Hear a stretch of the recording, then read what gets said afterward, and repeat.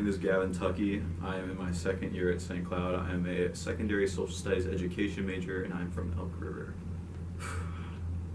I struggled in high school to really figure out what I wanted to do with the rest of my life, and I didn't really have any idea up until my junior year when I had some really standout teachers, and they all sort of showed me that teaching is more than just learning your content. Teaching is more than just lecturing in front of your students. Teaching is an involved process, and getting to see that firsthand from the student perspective made me really want to see what it was like on the teacher perspective. So that was what made me kind of fall in love with education. Well, I mean, first and foremost, it's close by, and so I can commute. I can go, work in Elk River on the weekends, and I can come up here for courses. But I did tour the campus twice before I decided to come here, and I just really liked how close quarters it was, how concise, and almost felt like I was kind of part of a small town in a way. Even though St. Cloud is still like a decent sized city, it felt like I was kind of at a home away from home. I really enjoyed taking Minnesota history, and it was by far the most challenging course I've taken here so far. There were 5 textbooks for the class, and we read through all of them. We wrote papers on all of them. It was very, very intense, but I really appreciated all the information that I got to learn, because I've lived here basically all my life, and I never really knew much about the history. So that whole semester was an awesome experience. But just being able to make friends even though I'm commuting, getting to spend time with people here that I've known since high school, and then meeting new people that I've met, became friends with since last year. There's been a lot of good positive things. Well, being that I'm going into education, I'd want to be a teacher. But after I get accustomed to it, start teaching for a few years, I hope to at least maybe think about coming back here, maybe go to a different school, but probably end up coming back here and pursuing a master's degree, so that I can start teaching college in the schools, so that I can specifically be a part of this one program at the school that I'm thinking about teaching. But I know that not only does getting a master's degree increase the amount of pay that you get, which is awesome if you're a teacher, but it makes it so that I'm qualified to get college credits for my students while they're in high school. So that's really what I want to push for. A lot of the education courses are repetitive, but that's the point.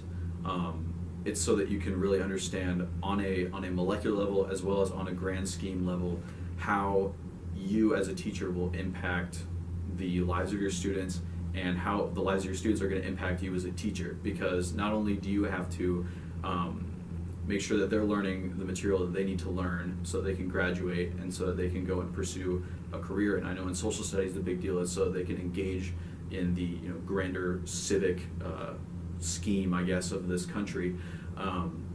So preparing them for that is one thing, but then also taking into account that not every student's going to have the same experience, and that a lot of students are going to come into your classroom with wildly different perspectives on life than you have.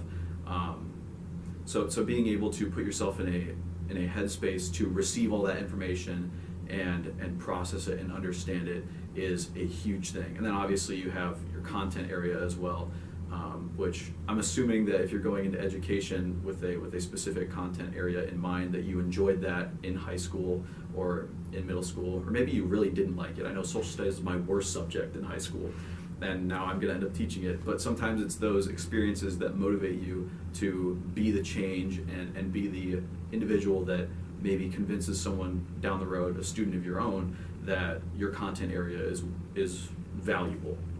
There used to be an emphasis program, and I know that had I gone into it blind, I probably would have done history, because that's kind of like the blanket, everyone does history type thing. But I really enjoy doing government, specifically government and politics. So if I could teach government, which I know is usually reserved for some of the senior teachers at a high school, I would love to, but I know it might take a little while of me teaching some US and world to get to that point. My licensure will be for 5 through 12, but I really want to teach 9 through 12. If there was a licensure available for that, I'd pursue that instead. But I think that there's in the ed program, you have your observation for 100 hours, and then you have your like student teaching semester, and then those will encompass your whole licensure. So you usually do one in a middle school, one in a high school. And so I have a lot of people that say, student teaching in a middle school really made me enjoy teaching in a middle school. I don't know if I'm gonna share that or not, but there's always hope, right? I know that specifically if you're going into social studies, it's crucial to prepare yourself to read. I know in high school, I was one of the kids that like never read the textbook, and going into like the class that I mentioned before where I had 5 textbooks, that was like a wake-up call. Like, you need to read. So getting ready to read about the same topic from like 7 different angles so that you can get a more well-built perspective on it, and acknowledging that every written piece of text has its flaws.